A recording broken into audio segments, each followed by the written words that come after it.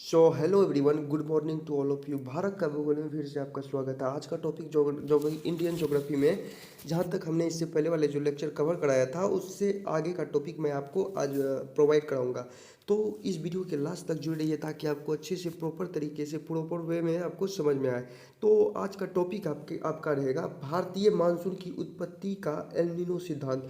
हमने इससे पहले जो पढ़ा था कि भारतीय मानसून का उत्पत्ति का सिद्धांत और भारतीय मानसून की उत्पत्ति का एल नीनो सिद्धांत के बारे में चलिए समझते हैं। तो आप बस आपको सुनना है बार बार और आपको थोड़ा सा रिवाइज करना है और कॉपी में नोट कर लेना। आपको बस अभी ही याद हो जाएगा और आपको समझ में भी आएगा।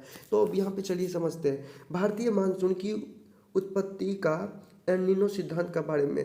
तो यहाँ पे समझना लगभग 3 से 8 वर्षों के अंतराल पर महासागरों तथा वायुमंडल में एक विशिष्ट उथल पुथल होती है। एक अलग प्रकार की उथल पुथल होती है और इसकी शुरुआत जो है पूर्वी प्रशांत महासागर के पेरू तट से होती है। इसकी शुरुआत कहाँ होती है? पूर्वी प्रशांत महासागर के पेरू तट से होती है।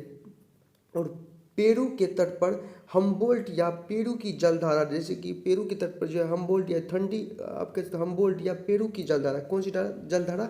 पेरू की जलधारा। और ठंडी ये जलधारा जो ठंडी जलधारा होती है और ठंडी जलधारा यहाँ पे प्रभावित होती है और यह जलधारा दक्षिण अमेरिका के तट से दूर उत्तर की ओर प्रभावित होती है। दक्षिण अमेरिका के तट से दूर उत्तर की ओर प्रभावित होती है। और हम्बोल्ट जलधारा की विशेषता शीतल जल की गहराई से ऊपर की ओर आना अपवेलिंग है और विषुवत रेखा के पास यह दक्षिण विषुवत रेखा जलधारा के रूप में प्रशांत महासागर के आर पार पश्चिम की ओर मुड़ जाती है। क्लियर? आपको यहाँ तक आपको समझ में आ चुका है कि विषुवत रेखा के पास या दक्षिण विषुवत रेखा के जलधारा के रूप में, विषुवत रेखा के पास आने के बाद जो है ये दक्षिण विषुवत रेखा के जलधारा के रूप में प्रशांत महासागर के आर पार पश्चिम की ओर, कहाँ? पश्चिम की ओर मुड़ जाती है।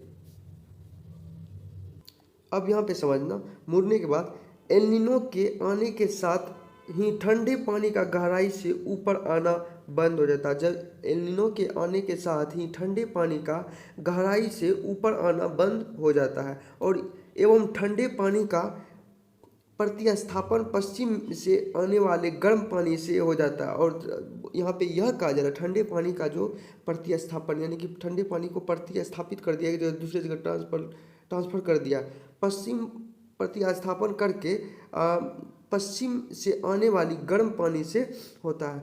पश्चिम से आने वाले गर्म पानी से हो जाता है और अब वे पेरू की ठंडी जलधारा का तापमान बढ़ जाता है और पेरू की ठंडी जलधारा का तापमान, टेम्परेचर क्या होता है? बढ़ जाता है। और इसके गर्म जल के प्रभाव इसके गर्म जल के प्रभाव, यहाँ पे देखना, इसके गर्म जल के प्रभाव प्रथमतः दक्षिणी विषुवतीय गर्म जलधारा का तापमान बढ़ जाता है। विषुवतीय जलधारा का तापमान बढ़ जाता है और चूंकि दक्षिणी विषुवतीय गर्म जलधारा पूर्व से पश्चिम की ओर आ जाती है, अतः संपूर्ण मध्य प्रशांत महासागर का जलमार्ग जो है, यहाँ पे देखना सर, संपूर्ण प्रशांत महासागर का जल गर्म हो जाता है। प्रशांत महासागर का जल क्या होता है? गर्म हो जाता है। संपूर्ण पूरे प्रशांत महासागर का जल गर्म हो जाता है तथा वहाँ निम्न वायु दाब का निर्माण होता है इससे हमने पढ़ा था जब जब किसी चीज़ का टेम्परेचर जैसे बढ़ रहा है तो उसका जो दाब होता है तो वो क्या होता है? कम होने लगता है। तो वही यहाँ पे कहा जा रहा है, इसका जो प्रशांत महासागर का जलों का जो टेम्परेचर जब बढ़ने लगेगा, जो पानी पूरे प्रशांत महासागर का जब पानी गर्म हो जाएगा तो उसका टेम्परेचर क्या हो जाएगा? बढ़ जाएगा, निम्न दाब हो जाएगा, उसका टेम्परेचर बढ़ जाएगा और टेम्परेचर के बढ़ने के बाद उसका दाब क्या होगा? दाब क्या होगा? उसका कम हो जाएगा, तो यानी दाब निम्न हो जाएगा। तो आपको समझ में आ गई ये बात। निम्न वायु दाब, और वायु का दाब क्या होगा? निम्न वायु दाब का निर्माण होता है और वहाँ पे निम्न वायु दाब का निर्माण होता है जब कभी इस निम्न दाब का विस्तार हिंद महासागर के पूर्वी मध्यवर्तीय क्षेत्र तक होता है। जब इसका निम्न दाब का जो विस्तार, अगर निम्न दाब का विस्तार जब बढ़ने लगता है हिंद महासागर के पूर्वी मध्यवर्ती क्षेत्र तक होता है, तो यह भारतीय मानसून तब जाके जो है, ये जो है होता क्या है कि जब पानी गर्म होता है तो वहाँ पानी को जो है ना, आप कह सकते हो कि पानी वाष्प बन के ऊपर की ओर जाने लगता है और उसका दाब क्या होता है? वायुमंडलीय दाब वहाँ पे कम होने लगता है और जब ये बढ़ने लगता है तब वहाँ पे क्या होता है? मानसून की उस स्थिति को जन्म देती है, आप ऐसे भी आप कह सकते हो। तो वही यहाँ पे कहा मध्यवर्ती क्षेत्र तक होता है। यानी जब कभी इस निम्न दाब का विस्तार हिंद महासागर के पूर्व की मध्यवर्ती क्षेत्र तक होता है। तो भारतीय मानसून की दिशा को संशोधित करता है। भारतीय मानसून की दिशा को क्या करता है, संशोधित कर देता है। और इस निम्न दाब की तुलना में भारतीय उपमहाद्वीप के स्तरीय भाग पर बना निम्न दाब जो है, इस निम्न दाब की तुलना में भारतीय उपमहाद्वीप के स्थलीय भाग पर बना निम्न दाब भारत के उपमहाद्वीप पर स्थलीय भाग पर बना जो निम्न लो प्रेशर है, उसके तुलना में ग्रीष्म ऋतु में तुलनात्मक रूप से कम होता है। और ग्रीष्म ऋतु में तुलनात्मक रूप से कम होता है। और अतः अरब सागर के उच्च दाब और अरब सागर के हाई प्रेशर, यानी कि दाब जब ज़्यादा रहेगा तो पानी क्या होगा, ठंडा होगा। उच्च दाब क्षेत्र से हवाओं का प्रवाह दक्षिण पूर्वी हिंद महासागर की ओर आने लगता है और इससे भारतीय उपमहाद्वीप में सूखे की स्थिति बनती है और इसके विपरीत जब एल-नीनो धारा का प्रवाह मध्यवर्ती प्रशांत महासागर तक सीमित रहता है तो दक्षिण पश्चिम मानसून की पवनों का मार्ग जो है बाधित नहीं होता। दक्षिण पश्चिम मानसून का पवनों का मार्ग बाधित नहीं होता तथा भारत में भरपूर वर्षा होती है अब यहाँ पे थोड़ा दिखा देता हूँ एक तरह से। यहाँ पे देखो उत्तरी अमेरिका है, ठीक, यहाँ पे दक्षिणी अमेरिका है, 0 डिग्री अक्षांश है, ठीक। तो अब यहाँ पे देखो लो प्रेशर जब क्रिएट होता है, it means low pressure means high temperature होगा तो लो प्रेशर को जन्म देता है। तो यहाँ पे हम्बोल्ट जलधारा जो होता है, ये हम्बोल्ट जलधारा ठंडी जलधारा होता है। ये होता है क्या कि इस तरह से यहाँ पे आप देख पा रहे हैं कि किस तरह से अपना रास्ता ढूंढ के किस दिशा की ओर जा रहा है। कहाँ जा रहा है, हाई प्रेशर से लो प्रेशर की ओर, निम्न दाब की ओर जाते जा रहा है। तो आप यहाँ पे देख पा रहे हैं कि दक्षिण विषुवतीय जलधारा यहाँ पे क्या होता है, गर्म होने लगता है। दक्षिण विषुवतीय जलधारा क्या होता है, गर्म होने लगता है, जिस कारण से जो हम्बोल्ट जलधारा इसकी ओर आने लगती है। तो आपको इतना चीज़ पता चल गया। तो अब यहाँ पे हाई प्रेशर से इधर की ओर आने भी लगता है, हाई प्रेशर इधर की ओर भी है तो इधर से भी आना शुरू हो जाता है। तो अब कमज़ोर निम्न दाब जो होता है यहाँ पे, जैसे कि यूरेशिया है, और जैसे यहाँ पे आप यहाँ पे ये आपका अफ्रीका हो गया। और अरब सागर उच्च दाब क्षेत्रों से जैसे कि आई पवनी भारत की ओर न जाकर कारण जैसे कि कमजोर निम्न दाब पूर्वी हिंद महासागर की ओर प्रभावित होती है, और भारतीय मानसून पर एल-नीनो का प्रभाव होता है। और नीचे जैसे ऑस्ट्रेलिया है, आप देख पा रहे हैं यहाँ पे, और 0 डिग्री अक्षांश यहाँ पे हाई प्रेशर विषुवत रेखीय यहाँ पे सब चीज़ है। तो आप इसको नोट डाउन आप इंक्लूड कर लो कॉपी एंड नोट्स में, तो आप इसे पढ़ो अच्छे से, प्रॉपर तरीके से, आप प्रॉपर वे में। अब चलिए आगे समझते हैं। आई होप गाइस ये आपको समझ में आ गई होगी ये बात। चलिए अब आगे समझो।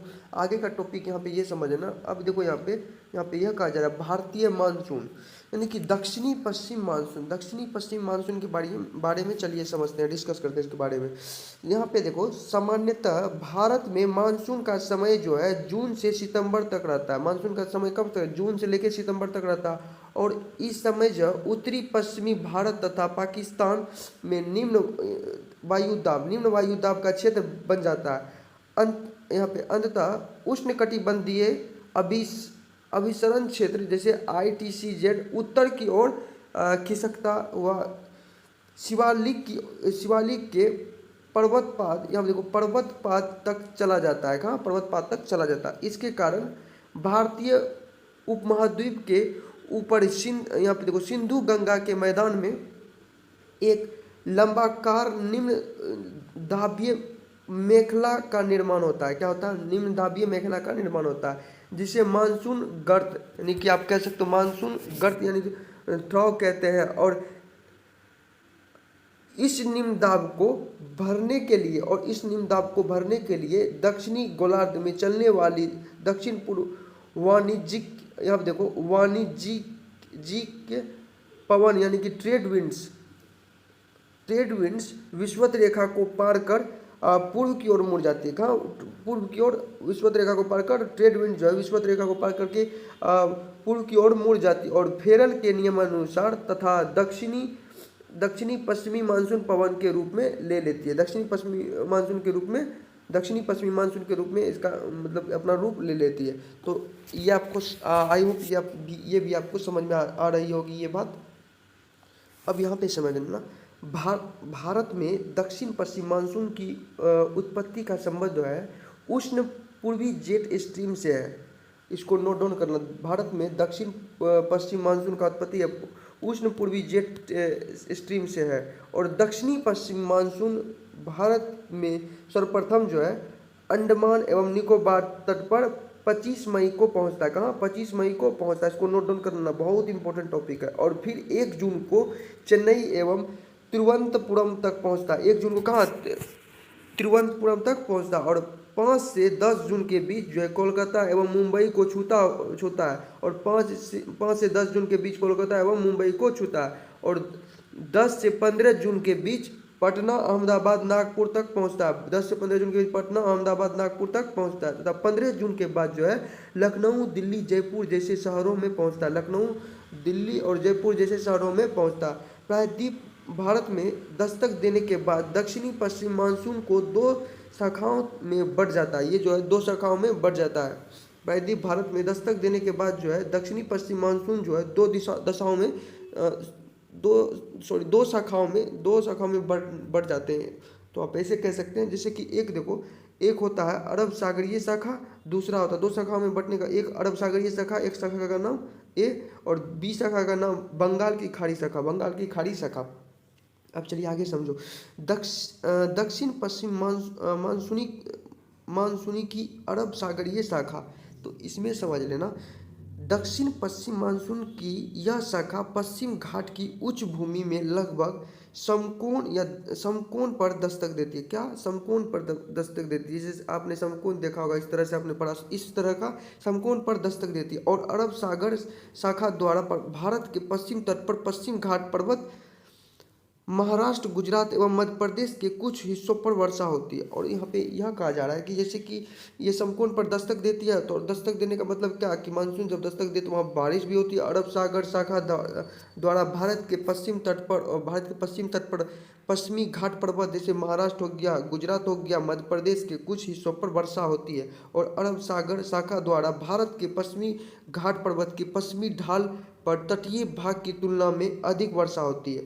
क्लियर? ये भी आपको समझ में आ चुका है। अब यहाँ पे देखो, उदाहरण स्वरूप अगर देखो तो महाबलेश्वर में 650 सेमी वर्षा होती है। महाबलेश्वर में कितना वर्षा होती है? 650 सेमी वर्षा होती है। जबकि मुंबई में मात्र 190 सेमी वर्षा होती है। और पश्चिम घाट पर्वत के पूर्वी भाग में वर्षा की मात्रा जो है काफ़ी कम होती है, क्योंकि यह जो है आप कह सकते हो वृक्ष छाया प्रदेश यानी कि रेन शेडो एरिया। और पुणे में मात्र 60 सेमी वर्षा होती है। और अरब सागर शाखा राजस्थान से गुजरती है। अरब सागर शाखा राजस्थान से गुजरती हुई हिमालय से टकराती है। कहाँ? राजस्थान से गुजरती हुई हिमालय से टकराती है। और तथा जम्मू कश्मीर एवं हिमाचल प्रदेश के पर्वतीय ढालों पर वर्षा करती है। राजस्थान से गुजरने के बावजूद इस मानसून शाखा द्वारा यहाँ वर्षा नहीं हो पाती। इसके 2 प्रमुख कारण, यहाँ पे वर्षा नहीं हो पाती, इसके 2 प्रमुख कारण क्या? चलिए समझते हैं। पहला, यहाँ पे देखना, पहला कारण ये है कि अरावली पर्वत की दिशा इन मानसूनी पवनों के प्रवाह की दिशा के समांतर होना। और दूसरा, सिंध प्रदेश यानी पाकिस्तान से आने वाली गर्म एवं शुष्क हवाएं मानसूनी पवनों को सापेक्षिक आर्द्रता को कम कर देती है, और जिससे वायु संतृप्त नहीं हो पाती है। इसको नोट डाउन कर लेना। आई होप गाइस ये आपको समझ में आ चुका है यहाँ तक। अब आगे समझो। अरब सागरीय शाखा का वृष्ट छाया क्षेत्र होता है क्या? रेन शेडो एरिया जो है पश्चिमी घाट पार करने का पश्चात वर्षा लाने वाली वायु धाराएं पूर्वी ढलानों पर ऊपर की ओर चली जाती है। और जहां वे रुद्धोष्म प्रक्रिया यानी कि एडिबेटिकली के कारण गर्म हो जाती है। अब इसको नोट डाउन कर लेना। आई होप ये यहाँ तक आपको कंप्लीट हमने कराया, आपको समझ में आया होगा। आप इसको नोट डाउन कर लेना और अच्छे से रिवाइज करना। तो बहुत जल्द ये आपका जो भारत का भूगोल है, इंडियन ज्योग्राफी खत्म हो जाएगा, उसके बाद वर्ल्ड ज्योग्राफी पढ़ेंगे हम। अगर ये वीडियो आपको अच्छा लगा तो ज़्यादा से ज़्यादा लोगों को शेयर करें, सब्सक्राइब करें और लाइक करें, ताकि अगली वीडियो का नोटिफिकेशन आपके मोबाइल में जल्द से ज़्यादा आए, और ताकि आप फिर से आप क्लास में ज्वाइन कर सको। चलिए आज का टॉपिक यहीं हम खत्म करते हैं, फिर मैं लाऊंगा इसका नेक्स्ट टॉपिक, इसका आगे वाला टॉपिक जो है। तो आज के लिए बस इतना ही। थैंक यू, धन्यवाद, जय हिंद। फिर मिलेंगे इसका नेक्स्ट पार्ट में।